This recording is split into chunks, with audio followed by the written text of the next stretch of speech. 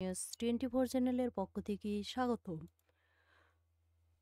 তো ভিউয়ার্স, সবাই কেমন আছেন? আশা রাখি সবাই ভালো আছেন। আজকে আমি যে বিষয়টি আলোচনা করব এটা হলো ষষ্ঠ গণবিজ্ঞপ্তির সুপারিশ কবে হবে। এই সম্পর্কে ভিডিওতে আমি বিস্তারিত বলে দেওয়ার চেষ্টা করব। তবে ভিডিওটি শুরু করার আগে আপনাদের কাছে একটা রিকোয়েস্ট থাকবে। আপনি যদি এই চ্যানেলে নতুন হয়ে থাকেন তাহলে প্লিজ সাবস্ক্রাইব করবেন এবং পাশে থাকা যে বেল আইকনটি রয়েছে তাতে অলে ক্লিক দিয়ে রাখবেন, যাতে আমি পরবর্তী ভিডিও আপলোড দেওয়ার সাথে সাথে সবার প্রথমে আপনার কাছে নোটিফিকেশন চলে যায়। এছাড়াও আমি আমার চ্যানেলে নতুন নতুন ভিডিও আপলোড দিয়ে রেখেছি, চাইলে দেখে নিতে পারেন। তো চলুন দেখি ষষ্ঠ নিয়োগ বিজ্ঞপ্তি কেমন সুপারিশ হচ্ছে। সংশ্লিষ্টরা মনে করছেন এই পরিবর্তনের ফলে নিয়োগ প্রক্রিয়া দ্রুত সম্পন্ন হবে এবং প্রার্থীদের দীর্ঘদিনের অপেক্ষার অবসান ঘটবে। অপরদিকে শিক্ষক পদের চাকরিপ্রার্থীরাও এটিকে ইতিবাচক উদ্যোগ বলে জানিয়েছেন। এমপিওভুক্ত শিক্ষা প্রতিষ্ঠানে শিক্ষক নিয়োগে এবার প্রাথমিক সুপারিশ ছাড়াই সরাসরি চূড়ান্ত সুপারিশ পাচ্ছেন উত্তীর্ণ প্রার্থীরা। এতদিন প্রাথমিক সুপারিশের পর যাচাই বাছাই শেষে চূড়ান্ত সুপারিশ দেওয়া হতো, তবে সেই প্রক্রিয়ায় এবারই প্রথম পরিবর্তন এলো। সম্প্রতি শিক্ষা মন্ত্রণালয় দৈনিক শিক্ষা .কমকে এ তথ্য জানিয়েছে।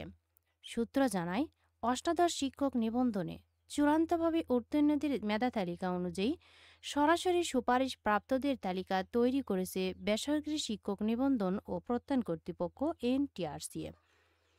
নাম প্রকাশ না করার সত্ত্বে মন্ত্রণালয়ের একজন কর্মকর্তা দৈনিক শিক্ষা .কমকে জানান, এনটিআরসিএ ষষ্ঠ নিয়োগ সুপারিশপত্র প্রস্তুত, এখন শুধু মন্ত্রণালয়ের অনুমতির অপেক্ষা। মন্ত্রণালয়ের অনুমতি পেলেই প্রকাশিত হবে। জানা যায়, নিয়োগ সুপারিশপত্র প্রকাশের পরপরই পুলিশ ভেরিফিকেশন কার্যক্রম সম্পন্ন করতে পারবে প্রার্থীরা। সংশ্লিষ্টরা মনে করছেন এই পরিবর্তনের ফলে নিয়োগ প্রক্রিয়া দ্রুত সম্পন্ন হবে এবং প্রার্থীদের দীর্ঘদিনের অপেক্ষার অবসান ঘটবে। অপরদিকে শিক্ষক পদের চাকরি প্রার্থীরাও এটিকে ইতিবাচক উদ্যোগ বলে জানিয়েছেন।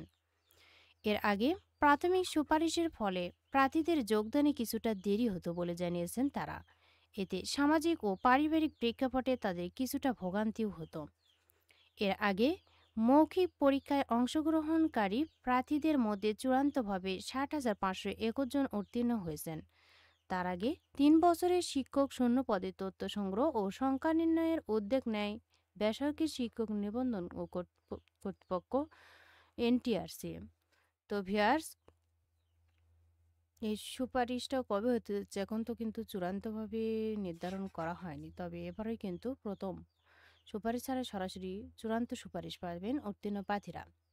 এতদিন কিন্তু প্রাথমিক সুপারিশের পর যাচাই বাছাই শেষে চূড়ান্ত সুপারিশ দেওয়া হতো, তবে সেই প্রক্রিয়া এবারই প্রথম পরিবর্তন এলো। সকলের জন্য রইল অনেক অনেক শুভকামনা। ভিডিওটি ভালো লাগলে অবশ্যই লাইক, কমেন্ট এবং শেয়ার করবেন। আর নতুন নতুন ভিডিও পেতে চ্যানেলটিতে অবশ্যই সাবস্ক্রাইব করে সাথেই থাকবেন। এতক্ষণ ধৈর্য সহকারে ভিডিওটি দেখার জন্য সবাইকে ধন্যবাদ। সবাই ভালো থাকবেন, সুস্থ থাকবেন। আবারও দেখা হবে নতুন কোনো ভিডিওতে। আজকের মতো এ পর্যন্তই। আসসালামু আলাইকুম।